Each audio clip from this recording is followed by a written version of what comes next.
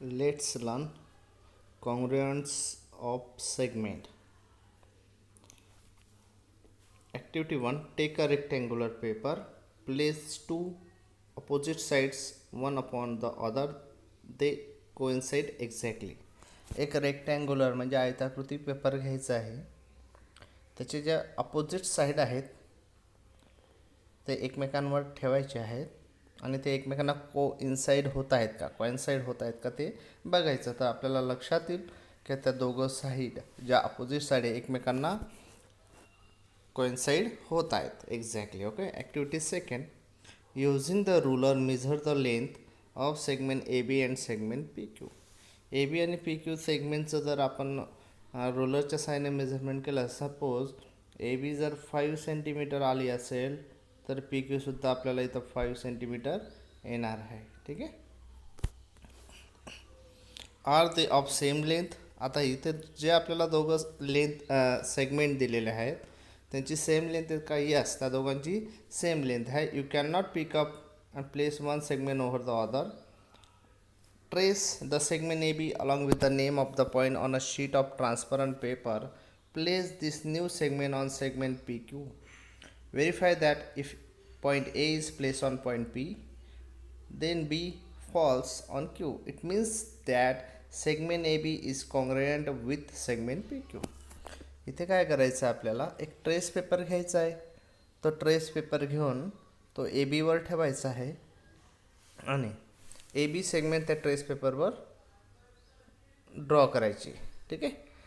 नंतर तो trace paper उचलून आपण पी क्यूवर ठेवायचा आहे. ए हा एक्झॅक्टली पीवर ठेवा तर क्यू हा एक्झॅक्टली बीवर येईल.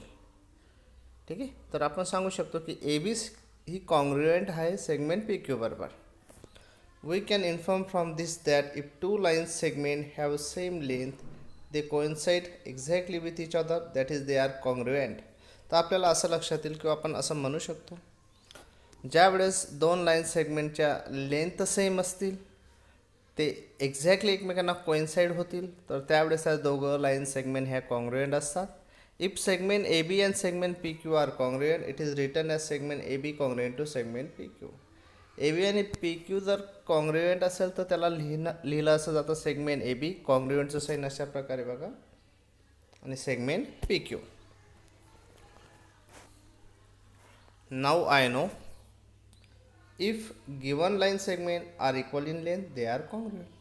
आपल्याला दिलेल्या ज्या लाईन सेगमेंट आहेत त्या जर इक्वल लेंथच्या असतील तर त्या कॉन्ग्रुएंट असतात. If A B congruent to P Q, it means that P Q congruent to A B. A B जर पी क्यूला कॉन्ग्रुएंट असेल तर पी क्यूसुद्धा ए बीला कॉन्ग्रुएंट असणार आहे. Note also that if segment A B congruent to segment P Q and segment PQ congruent to segment AMN, then segment AB congruent to segment AMN. AB जर PQ ला congruent आहे, PQ जर AMN ला congruent आहे तर AB AMN ला congruent असणार आहे. In other word, if one line segment is congruent to another and the segment is congruent to third, then first segment is also congruent to third. तर एक line segment जर दुसऱ्या line सेगमेंटला congruent असेल, दुसरी line segment जर तिसऱ्या line सेगमेंटला congruent असेल तर पहिली लाईन सेगमेंट ही तिसऱ्या लाईन सेगमेंटला कॉन्ग्रुएंट असणार आहे.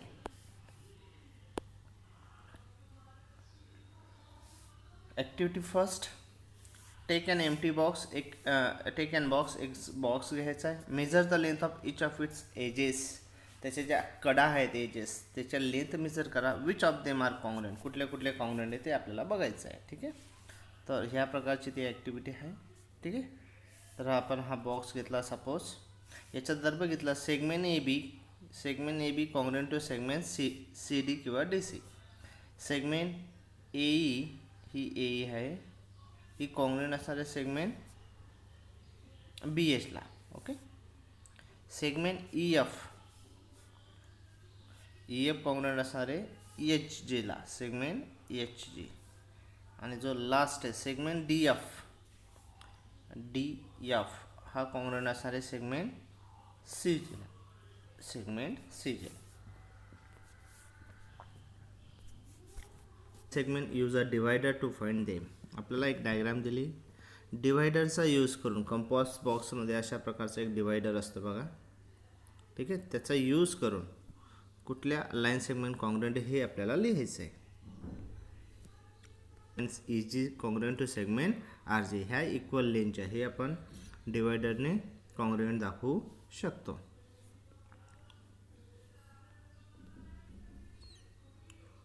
Question 2.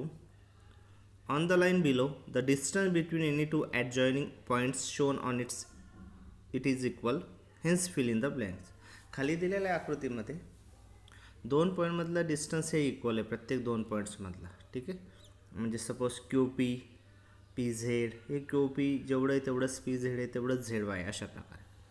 तर आपल्याला fill in the blanks fill up करायचे आहेत, ठीक आहे. तर बघा सेगमेंट ए बी तेवढंच मेजरमेंट सेगमेंट बी सीचं पण येईल, ठीक आहे. तुम्ही कुठलेही घेऊ शकता, तिथं सेगमेंट क्यू पी पण घेऊ शकता, इथं segment B C. Segment A P, आता ए टू पी हे जेवढं डिस्टन्स आहे तेवढंच सेगमेंट क्यू डब्ल्यू पण येणार आहे बघा, क्यू डब्ल्यू एवढा, ठीक आहे. त्याच्यानंतर सेगमेंट ए सी दोन डिस्टन्स आहेत बघा, दोन म्हणजे वन पार्ट आणि सेकंड पार्ट, तेवढा आपण कुठलेही दोन पार्ट्स घेऊ शकतो. इथं क्यू झेड घेतलं आहे बघा, सेगमेंट क्यू झेड. नंतर इथे बी वाय दिलं आहे, सेगमेंट बी वाय 4 पार्ट्स आहेत. आपण इथं ए झेड घेऊ शकतो, सेगमेंट ए झेड 4 पार्ट्स आहेत, ठीक आहे. त्यानंतर सेगमेंट वाय क्यू 3 पार्ट्स आहेत. इथं आपण ए वाय घेऊ शकतो, 3 पार्ट्स असतील. सेगमेंट बी डब्ल्यू 2 पार्ट्स आहे. आपण इथं ए सी घेऊ शकतो, त्याचे पण 2 पार्ट्स आहे. वेगवेगळे आन्सर याचे येऊ शकतात.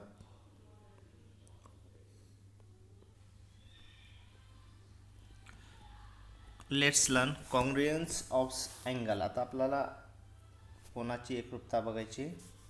Observe the given angle and write the name of those having equal measure. Angle observe करायचे आहेत.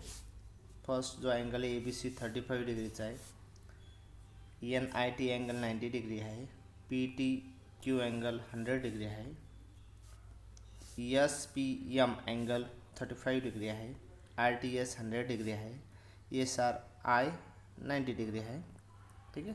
आता याच्यात जो कॉन्ग्रुएन्स अँगल आहेत तर बघा 35चं जे मेजरमेंट आहे ते अँगल आपण कॉन्ग्रुएंट म्हणू शकतो. म्हणजे इथे अँगल ए बी सी हा कॉन्ग्रुएंट असेल अँगल एस पी एमला, कारण मेजरमेंट हे इक्वल आहे. त्याच्यानंतर angle N I T congruent असेल अँगल आय आर एसला, कारण ते दोघं 90 डिग्रीचे.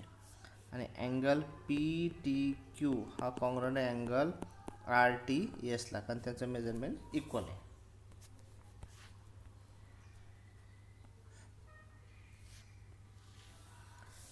To angle with equal measure are congruent to each other. समजा दोन अँगल असेल, दोघांचं मेजरमेंट जर इक्वल असेल तर ते दोघं अँगल कॉन्ग्रुएंट असतात.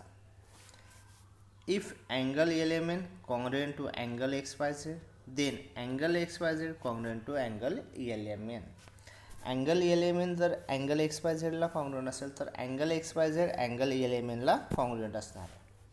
If angle L M N congruent to angle ABC and angle ABC congruent to angle XYZ and angle LMN congruent to angle XYZ. समजा angle LMN हा ABC ला congruent आहे, angle ABC XYZ ला congruent आहे, तर LMN हा XYZ ला congruent असणार आहे.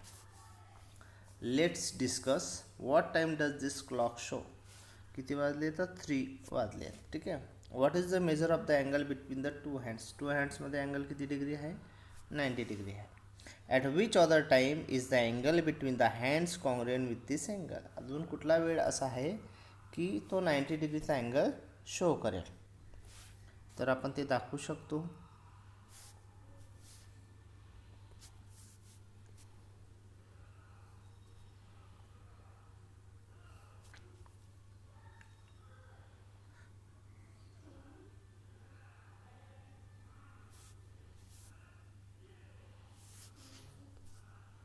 दाखवणार आहे. सपोज वॉच आहे 12, 3, 6, 9 9 हा पण दाखवणार. ठीक आहे, 90 डिग्रीचा म्हणजे 9 PM किंवा 9 फक्त. Okay, right the name of the pair of congruent angle in their figures. इथे सिम्बॉलचा यूज करून त्याचप्रकारे मेजरमेंट दिले आपल्याला, तर आपल्याला कॉन्ग्रुएंट्स अँगलच्या पेअर लिहायच्या आहेत. तर याच्यात जर बघितलं, अँगल AOC आणि अँगल PQR दोघं 90 डिग्रीचे अँगल आहेत. ठीक आहे, मग ते कॉन्ग्रुएंट झाले. अँगल DOC 30 डिग्री आहे, अँगल LMN 30 डिग्री आहे, ते कॉन्ग्रुएंट आहेत. अँगल AOB 45 डिग्री आहे, अँगल BOC 45 डिग्री आहे, angle RST 45 degree. Circle of equal radii are congruent circle. समजा आपल्याला सर्कल दिली असेल आणि त्याची रेडियस जर इक्वल असतील. ओके, सपोज एक सर्कल आहे 2 सेंटीमीटरचं, हे सर्कल आहे 2 सेंटीमीटरचं, तर दोघं सर्कल काय आहेत, कॉन्ग्रुएंट आहे असं आपण त्याला म्हणू.